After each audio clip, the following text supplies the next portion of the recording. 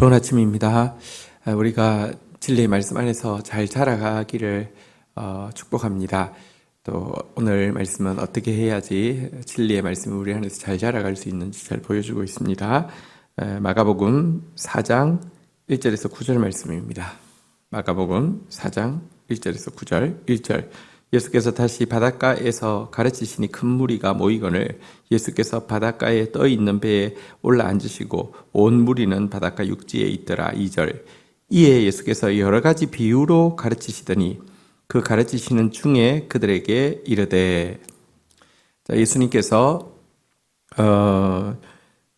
바닷가에서 가르치시고요. 사람들이 그에게 손대고 또 그에게 지금 당장 기적을 원하는 이 모습을 거리를 두시기 위해서 배로 조금 떨어져서 이제 말씀에 집중하고 있습니다. 말씀을 가르치심에 있어서 예수님께서 비유를 가지고 사용하셨다, 이렇게 또 이야기하고 있습니다.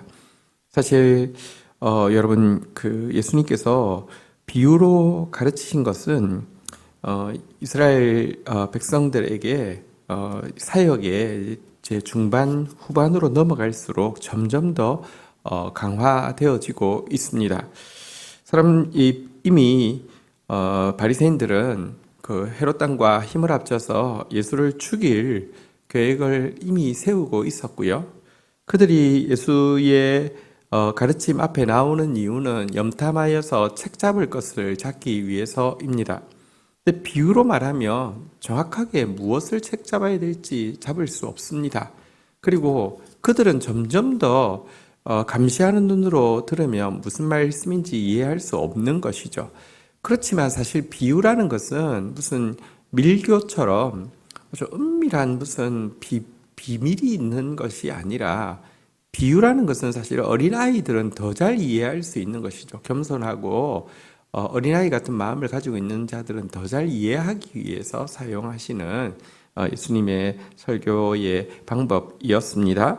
자, 그 비유 내용 오늘 보도록 하겠습니다. 3절 들으라. 씨를 뿌리는 자가 뿌리러 나가서 4절 뿌리되 들으는 길가에 떨어짐에 새들이 와서 먹어버렸고 5절 들으는 흙이 얕은 돌밭에 떨어짐에 흙이 깊지 아니하므로 곧 싹이 나오나 6절 해가 돋은 후에 타서 뿌리가 없으므로 말랐고 7절 들으는 가시떨기에 떨어짐에 가시가 자라 기운을 막아 결실하지 못하였고. 씨 뿌리는 자의 비유입니다. 근데 여기 보면 한 가지 좀 재미있는 사실을 볼 수 있습니다.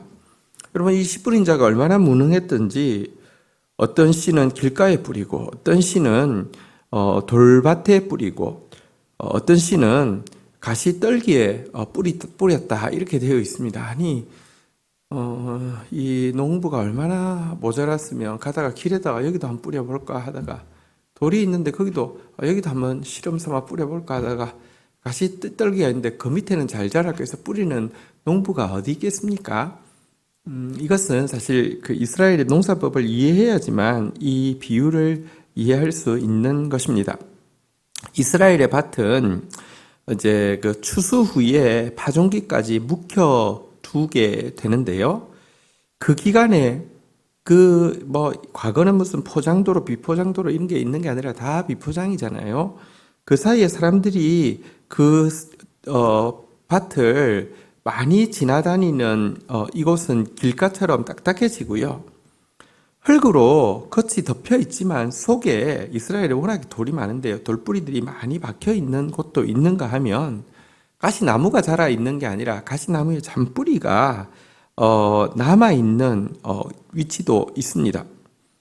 그래서 농부는 뿌릴 때 밭에 뿌린 것이지 길에 뿌린 적도 없고 돌에 뿌린 적도 없고 가시나무 밑에 뿌린 적도 없습니다. 다 밭처럼 보이는데, 문제는 어디는 사람이 많이 다녀서 길처럼 단단해졌고, 어디는 얕게 흙이 덮여 있지만 밑에는 돌밖에 없고, 어디는 흙처럼 보이지만 밑에 가시떨기 이제 잔뿌리가 남아 있는 곳에 뿌렸다는 것입니다.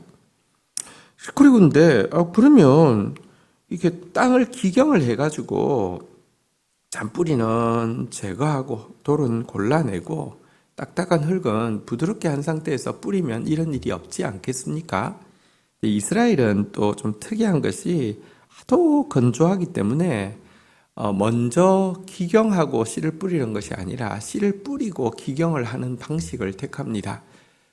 땅을 뒤집고 나서 씨를 뿌리는 게 아니라 씨를 뿌리고 땅을 뒤집는데요. 왜냐하면 땅을 뒤집은 상태에서 씨를 뿌리면 그 사이에 땅 속에 있는 수증기가 날아가는 것이 아까워서 씨 뿌리고 나서 땅을 뒤집습니다. 그러다 보니까 이렇게 씨앗이 잘못 뿌려지는 경우가 많다는 것입니다. 이것은 뭐 땅이 건조하니까 어쩔 수 없죠. 그런데 영적으로는 이 부분에 대해서 우리가 생각할 부분이 있습니다. 성경은 여러 군데에서 너희가 묵은 땅에 씨를 뿌리지 말고 먼저 기경하라고 계속 강조를 하고 있습니다. 육신적으로는 이스라엘 땅에서 그렇게 할 수는 없지만 영적으로는 이스라엘의 파종법으로 해서는 안 된다는 것입니다. 먼저 우리 마음을 뒤집어 엎고 나서 부드럽게 하고 나서 이 씨앗은 말씀을 이야기하잖아. 말씀이 들어와야 한다는 것을 이야기합니다. 많은 사람들은 지금도 좋은 말씀의 씨앗을 찾아다니고 있습니다. 그러나 그것보다 더 중요한 것은 먼저 자기의 마음밭을 깊이 기경하는 것이 더 중요합니다. 그래야지만 그렇게 많은 씨를 뿌려도 무의미하지 않다는 것입니다. 자, 또 조금 더 살펴보도록 하겠습니다. 이 세 밭은 다 어쨌든 결실하지 못했다는 점에서는 동일하지만 이 씨가 어떻게 되는지는 조금씩 차이가 있습니다. 길가밭은 씨가 떨어지자마자 새가 와서 먹는다고 그랬죠. 말씀이 들어가지도 못하고 바로 세상에 빼앗긴다는 의미입니다. 길가밭이 무엇입니까? 하나님보다 사람을 더 가깝게 여기고 성경보다 인간적인 방법을 더 가깝게 여기고 진리보다 세상을 더 의존하고 하나님 나라보다 세상을 더 사랑하는 달고 달근 마음을 이야기합니다. 이런 마음에는 말씀이 아예 들어가지도 않습니다. 두 번째, 돌밭입니다.